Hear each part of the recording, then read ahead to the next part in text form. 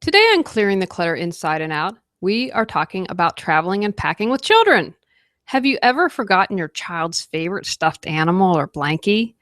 Did you run out of diapers because there was an 8-hour delay at the airport? Are you prepared for something minor like a headache? Let's have some easy, clutter free travel with children as we finish our month focusing on summertime.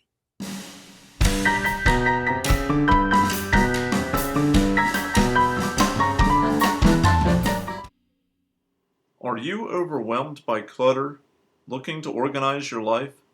Do you feel stuck and are ready for a change? Every Tuesday at 1 p.m., join award-winning professional organizer and coach Julie Coraccio on Clearing the Clutter Inside and Out as she supports you in navigating the waters of decluttering your life and getting organized. Julie thinks outside the box and examines clutter in all areas: physical, mental, emotional, spiritual, energetic, and more. Ready to live a more joyful and fulfilling life? Traveling with children. It doesn't have to be a nightmare traveling with kids, and you don't have to be a pain for everyone else. Younger children. If possible, travel during nap time. Look for family friendly hotels. TripAdvisor is great. If you see a lot of college kids commenting how they love the place, you probably aren't going to want to stay there. When you reserve your room, ask for a crib and ask about babysitting services. If traveling overseas, check in with your pediatrician and any advice they may have. Check the country you're traveling to about immunizations.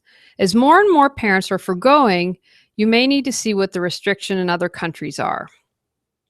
Some specific tips when traveling. By plane. Get all seats next together when you travel. Not all people are willing to move or change seats. Double check seating when you arrive at the airport. Some items you will want in your carry-on or in your child's backpack. Diapers, plastic bags, wipes, ointment, snacks, medicines, blankie, toys, books. Either dress in layers or have on hand with the variation in cabin pressure and temperature. Spend time with your children. Even if you are tired, be aware of what your children are doing and make sure they aren't disturbing other passengers. There's nothing like having a child kick your seat when you are trying to sleep. I had 2 parents recently with 2 kids behind me on a commuter flight. The most impressed I've ever been. The one child must have asked 6,000 questions on a 30-minute flight.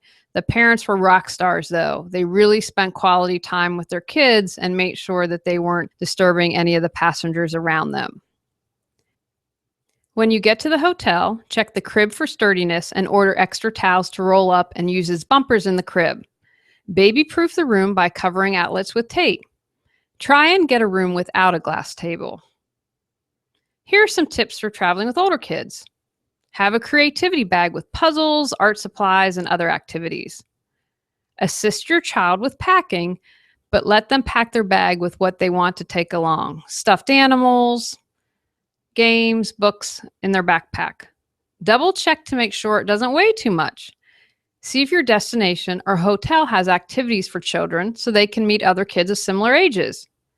Make sure they have entertainment such as their iPod or electronic Game Boy. Packing. I was reading an article on familyvacationcritic.com and they had an article, 14 family travel mistakes not to make. Number 7. The only thing worse than a long flight is a long flight with kids, so don't ever come unprepared. I have you covered today for number 7.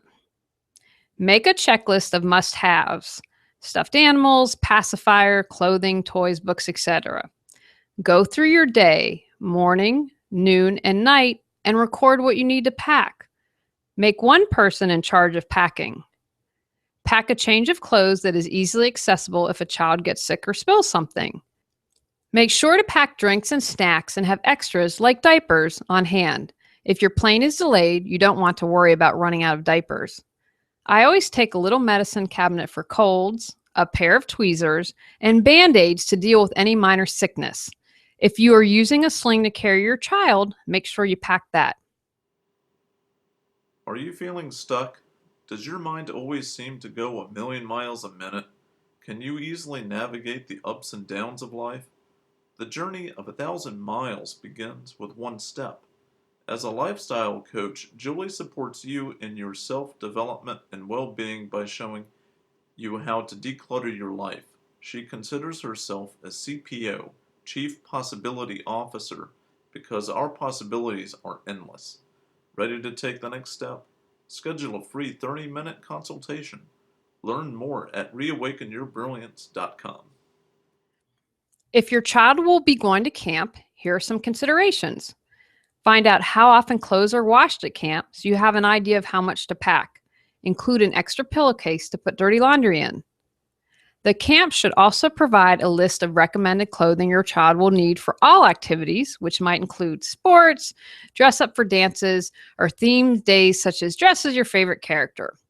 Consider sending older clothes as they might take a beating and purchasing new clothes upon return. Also ask if you need to provide towels, sheets, blankets, and pillows. I always check the weather before I travel to get an idea of what to expect. I am a huge fan of Weather Underground. Remember that temperatures can still get cool at night and to pack a jacket, hat, and possibly gloves. I worked in Maine during my college summers and it could get really cold at night. If you go to camp every summer, keep a master checklist of what you take. At the end of camp, when you return, make notes of anything that needs to be added or deleted. Have your child pack with you so they know what they are bringing and they don't forget anything important like a journal. I suggest beginning packing 2 to 3 weeks in advance to make it easier. If you wait until the last minute, you might forget something. Put your child's name or initials on everything with sew-on labels or a laundry marker. Have a small carry-on basket for toiletries that can easily be taken to and from the shower. Also include flip-flops. Let the camp know about any medicines your child might need to take. Send the medicines in the original container, which should include all important information. Write out any explicit instructions. Some camps may also require a signed medical release form. Finally, some other items you might want to pack: insect repellent, sunscreen, calamine lotion, lip balm, snacks, games, and a water bottle. Takeaways from today's podcast. For babies and young children, make a checklist of must-have: stuffed animals, pacifiers, clothing, toys, books, etc. Go through your day, morning, noon, and night, and record what you need to pack. Have one person be in charge of packing. Look for family-friendly hotels. TripAdvisor is great. If you see a lot of college kids commenting how they love the place, you probably don't want to make a reservation there. When you reserve your room, ask for a crib and ask about babysitting services. Spend time with your children. Even if you are tired, be aware of what your children are doing and make sure they aren't disturbing other passengers. Go out, clear the clutter to create the life you choose, deserve, and desire. Ready to clear clutter and share your gifts with the world? The journey of 1,000 miles begins with one step, so what step will you take today? Sign up for our newsletter and receive a free copy of our 10 Steps to Clearing Clutter. Julie Coraccio provides coaching, professional organizing and speaking, organizing classes, positive affirmations, and her unique How to Declutter Your Life course. Learn more at reawakenyourbrilliance.com.